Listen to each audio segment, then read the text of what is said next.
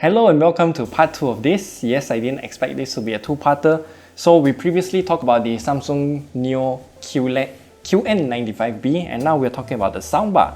This is the Samsung Soundbar Q800B and this is actually Samsung's middle child in their lineup of soundbars that are available in the market today. Remember, we are filming this right before CES 2023 because our review is like a year late. And it does come with a bunch of features and today we're going to talk about it and see if it's actually worth the price.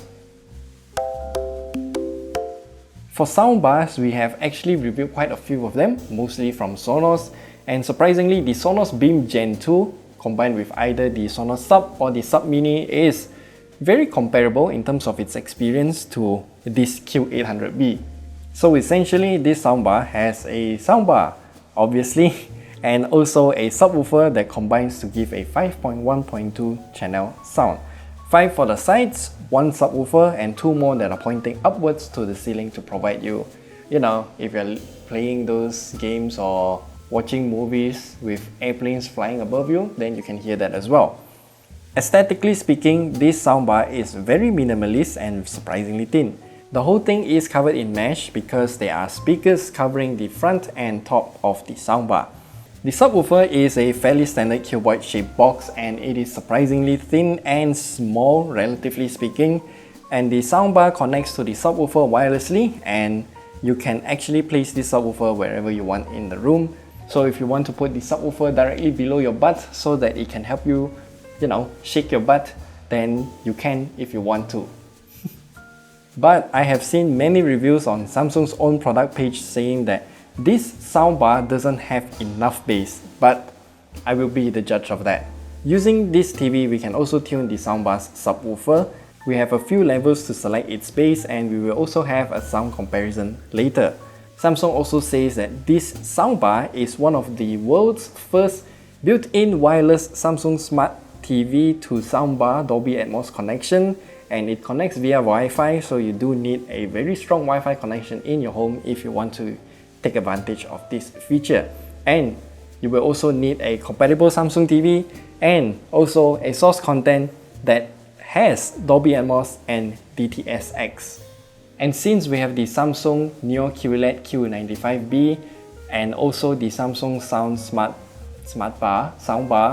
Q800B, we actually can enable something called q-symphony. It used to be called q-symphony outright on the TV itself, but now it is just called TV plus soundbar, and essentially that is what it does. It combines the speaker of the soundbar with the subwoofer and combines it with the speakers on the TV, the built-in speakers on the TV. And this really creates a very different audio experience that engulfs you from all directions. We also have a sound sample of that, but I don't think we can actually capture the full experience of what the q-symphony will bring to us. And one additional feature that is similar to Sonos's TruePlay is Samsung's Space Fit sound. It essentially does the same thing. It just learns your space and also its surrounding so that it can optimize the sound that it produces to, make it sound better in that room particularly. With that in mind, here's also a quick sample sound. We tested first with the subwoofer tuned to 0 and then we tune it all the way up to the maximum so that you can also hear and feel the maximum potential of this subwoofer.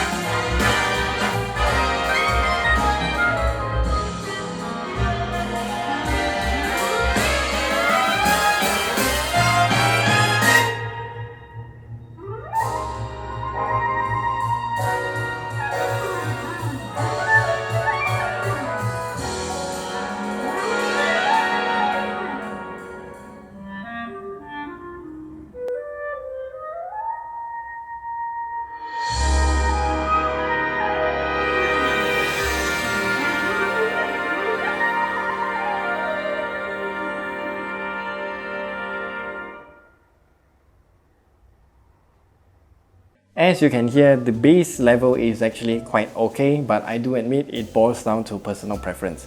I personally think that it's more than enough, but if you do want more thumpier bass, then yeah, I think the Sonos Sub Mini is even better in terms of that kind of vibrational feel. But for me personally, I do think that this soundbar is good enough.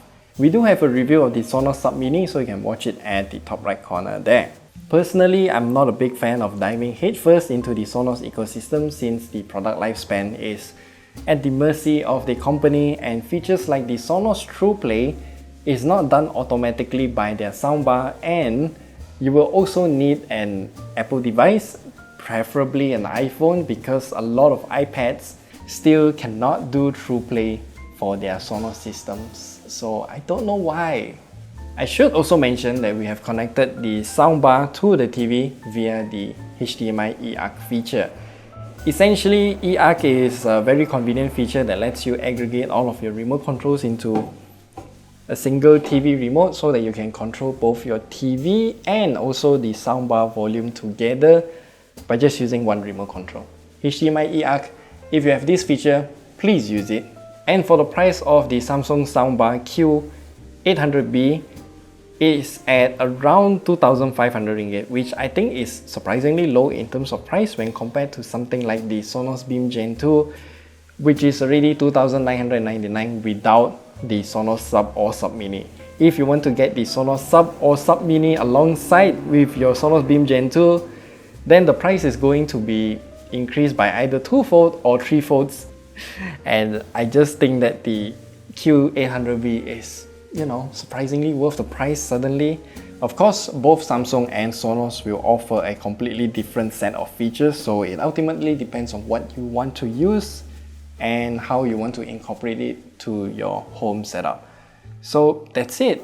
I would have to say soundbar surprisingly good. You can just buy it whenever. You don't have to wait for CES 2023 to be over. But maybe the price will be even lower at the time. So yeah, we'll see you guys in the next video. Goodbye.